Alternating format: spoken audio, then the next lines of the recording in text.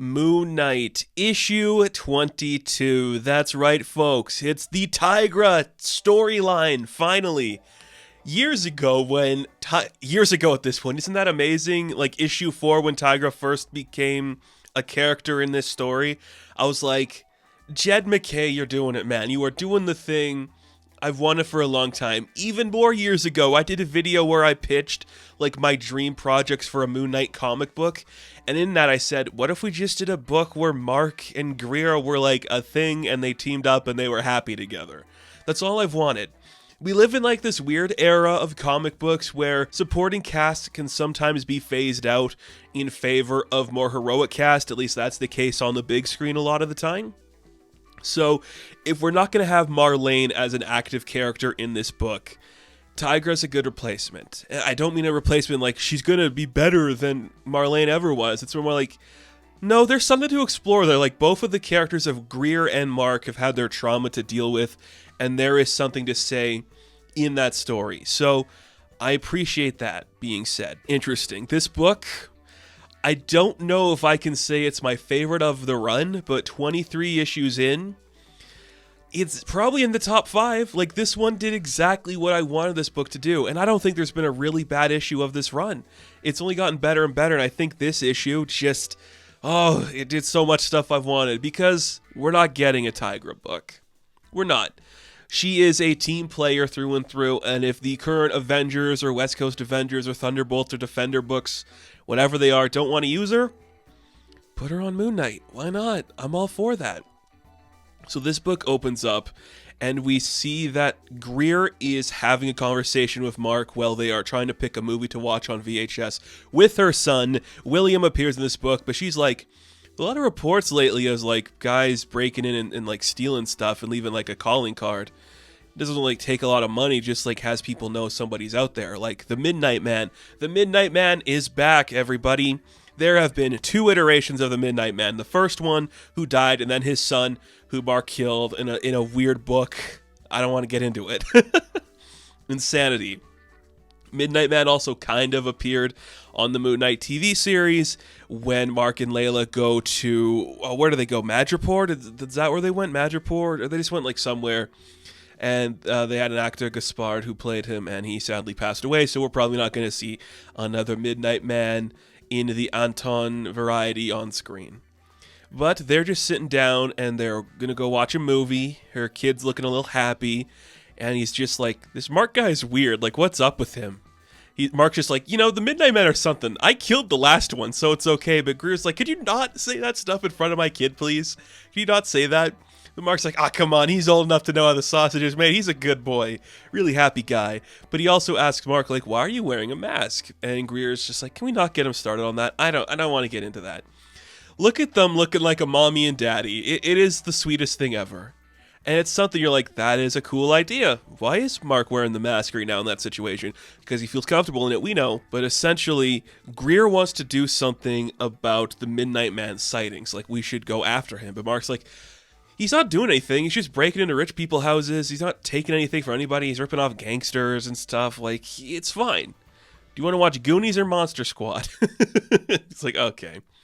But Greer wants to do something about it, so she puts on her best ensemble to look like Moon Knight, and by that I mean she puts on a white sweater, and she puts the hood up, and then she's like, I'm Moon Knight now, I'm going to do the Moon Knight thing, I'm the werewoman, Tigra, and it's very fun, and she just kind of gives us a couple narration. This book is narrated from her perspective, and that's really cool with the orange lettering, and she's kind of like, Marc operates out of like guilt and debt, and just like being a bad person. Not me. I'm all instinct. This cat's got to hunt. And I got to figure out what's going on with this thing. So she goes to talk to Detective Flint. And he's like, yeah, we've been hearing all about this stuff. And I guess your guy doesn't want to do anything about it. So I'm just saying, hey, if you're working with the Moon Knight, this is like his domain. This is one of like his guys. You want to deal with it? That's fine. I'll give you any information I have on the matter. She's like, cool. Let's see what we got. So she gets a little bit of information, and when she goes back to her place, she starts like pinning pictures up onto the wall to like figure out, okay, what is this? How does this connect to that? All that stuff. And she's letting her son just like in on the charm, like, hey, what's going on, Mom? What are we doing? We looking for clues or something? Kid's just great. He's acting like a little boy and a cat, just like climbing all around her, sitting on her lap, playing with her hair, just acting like a kid. It's really cool. And what I really like is that now little Tigra has a little son and little Marc has a little daughter. So if we ever did like a book in the future, we have like the wereboy, William, and then we have Beatrice, the new Moon Knight lady. And I'm like, is that an idea someone could do something with? If we ever did like alternate realities? I don't know. It's an idea. But again, this is a Tigra book, so the idea does come up with like, hey, do you remember that like run? Was it Avengers Academy? Was that the book where Hank, who was actually a Skrull, was with Tigra and like William showed up? Is that the run? I can't remember. I have the vaguest like recollection of that, and I feel like that is something people have forgotten about too. So William's just a product of another era. So she's starting to look at a few things, kind of like pull some clues together. She's like, okay, I'm going to use my Avengers Wi-Fi, get a couple of things figured out. The 4 people who got robbed had their parents torn apart in the wild animal attack years ago. She's like, okay, there's a clue to that or something. And then this book, if it couldn't get any better, first off, Midnight Man returning. That's a cool idea. Second off, Marc looking like a daddy with little William. That's awesome. Third off, it's all about Greer. If this book couldn't get any better, what happens next is that Greer does a team up with Hawkeye, one of my other favorite characters in the Marvel Universe. They beat up a couple of like low budgeted characters on roller skates, I guess. I don't know who these are supposed to be. And then Greer has a hunch. She's like, okay, what have you been up to lately? And he's like, hey, I had to pose as Ronin when I was fighting the Hood. And that is a book called Hawkeye Freefall, which is a book I covered on this channel. That was one of the best Hawkeye iterations in recent memory. Such a good book. And it's like, wait, you dressed up as Ronin to fight the Hood? She's like, yeah, I don't forget it. Like, I'm also a Thunderbolt now. Do you want to do something with a Thunderbolt? She's like, no, I'd rather know about the like Hawkeye Freefall book. I don't need to know about your Thunderbolts book. Clearly we don't know what to do with you, Hawkeye. Oh, it's amazing. So she's like, wait, you dressed up as Ronin to fight the Hood. Now you're in Thunderbolts. I used to be a defender, and nobody called you to be a defender. Nobody called me to be a Thunderbolt. Let's forget all that, though. Why were you Ronin? And then that gives her a clue to something that is happening. So she is on a stakeout. She is looking through the skies. It is great. Now, when we see Cappuccio and Rosenberg work together to make Marc, like, illuminated on all these different things, like, the dialogue does change colors, but there's also, like, a blue hue every time Marc is out in, like, the moonlight or just in any place. With Greer, there isn't this hue, but she stands out in a different way than Marc does, kind of as, like, this orange figure in, like, this dark color, like a sun shining through the moon. Like, there's a great panel where you see her behind the moon and it just looks great silhouetted. So she's leaping down. She thinks she has this figured out. She finds the Midnight Man running through a building. He leaps out a window, and she charges down and attacks him because she has her prey, and she's just going to take him down. Nothing can be done about that. Takes him down, rips his mask, and that is when it is revealed that she figured it out. Marc is the Midnight Man. That's right. Marc Spector, in his ongoing Moon Knight comic book, pulled a Hawkeye Freefall on us. And I'm like, are you kidding me? Are you kidding me? You could not get me more amped for something like that. That is the coolest thing ever. Oh my god. That is so cool. And she is just pissed off. But Marc is like, listen, I needed money when Zodiac took my stuff away. I had to pay everybody. So I ripped off some gangsters and people. It's okay. I wasn't hurting anybody. You know, everything kind of came back together.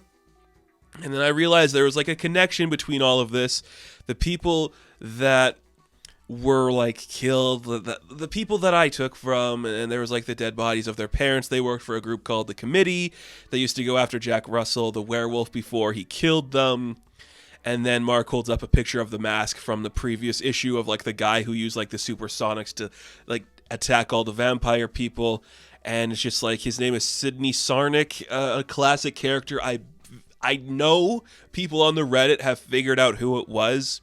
I can't remember who they said it was, but Marc's like, it's all connected. The Committee, That stuff's connected to this guy, the vampire thing we dealt with last issue.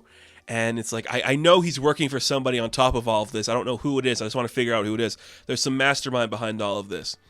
So Marc is going to like figure it out. And he's like, I got to do that. But before he can finish his thought, Greer's just like, stop. Would you just stop? And she's literally in tears like, I had your back this whole time. I flipped on the Avengers for you. And you lied to me. And you want to act like it's no big deal. But this also just kind of turns into her just kind of like blowing up like, you know how hard it is when you love someone and they treat you like a chump, like an idiot, like they don't care about you. And then you have to lie to your son about his father. And he's like, what are you talking about? Marc is like, okay, this is just you projecting a lot of shit onto me.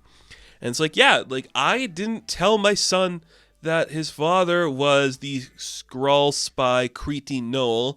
She had replaced Hank. And it sucks. And that sucks. And he doesn't need to know that he's a product of like some weird intergalactic chess game. He doesn't need to know that.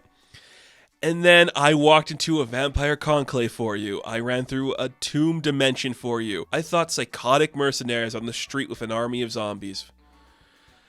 All for you, Marc. All for you. And I love you more than you realize, but you treat me like a terrible person to the point where I invite you to spend time with me and my kid, and you can't even take your mask off to watch a movie with us. And maybe that's how Marc's gonna learn a lesson, like, hey, she likes you, dude. She's always liked you, and you are too much of a dick to realize. So she's like, do you know how hard it is to be a good friend when you're the friend? And he's like, yeah, I do. Sad moment. Oh, heartbreaking. A moment that has been needed for Greer for a long time, where it's like, I have been kind of manipulated by Marvel for a long time into being a nothing character who is just like a sexy cat lady who now has a kid to make her a mommy cat lady. You're an asshole. And I'm like, yeah, I buy it. I am on board of everything you are saying, Greer. What do you have next for me, baby? So what happens is we just cut to another day. She's at home watching a movie with her kid, and they're just talking about like how, you know, having claws makes it hard to own anything nice. There's a knock at the door, and William's like, oh man, pizza's here. But no, she didn't order pizza. The kid's like, oh shit, is this like a superhero drill? Should I like run to the midnight mission? And Greer opens the door, and it's Marc, and his tie is loose, and he's not wearing his mask, and he's like, look, the one thing I'm really good at is hurting people. I wanted to trust you, but I don't know what I'm doing. I don't know how to do I don't know how to do this. I'm not allowed to see my own kid. This is hard. I'm bad at this. I do love you. He's like, I love you, but I don't know how to express that. So I brought a tape. It's Time Bandits. And she kisses him. And she's like, look, I go on instinct, and sometimes those instincts are bad. But hey, this guy's something, right? It's just like, hey, I know he's hard to love, but I do love him. No one's gonna like him like I do. And I'm like, okay, Jed, you got me, man. You did it. I'm sold. They kiss. The first kiss since the 90s or the 80s. When was that? When was their like last big kiss, right? The 80s? The late 80s? I don't remember. About time. So, it's not an official confirmation, but hey, Greer's like, William, Marc's here, and I think he's my boyfriend, and the kid's like, ew, what? And she's like, hey, that's the thing about me being a cat lady, I always land on my feet. And that's where the issue ends, and I'm like, yep, you did it, dude. You sold me on this entire concept, and I appreciate every single second of this run. This is it. This is what I wanted. This is Greer getting her moment. It's Marc coming to terms with like, I have messed up with every love in my life. You are the strongest woman in my life, and I don't want to hurt you the way I hurt other people, so I'm going to try. That is a constant struggle with Marc. He is always hurting people and trying to make amends for it. But Greer's like, I just go on instinct, and something tells me you're always going to be trying, and I can accept that. And I'm like, yep, that's great. I need nothing else from this book. That's it. If it ended right now, I wouldn't be happy, but I would be satisfied, if that makes sense. Oh, we did it. A Hawkeye freefall reference in this economy, in this Moon Knight book? I'm sorry, I did not see that coming. Oh, boy. Oh, we did it. We did it, gamers. We did it. So Moon Knight issue 22. I'm going to give a 10 out of 10. Of course I am. So thank you all for watching this review. Be sure to like and subscribe to the channel. As always, you can check me out on Instagram, TikTok, and Twitter. And as always, I will catch you in the next one. Have fun. Stay safe. Good luck.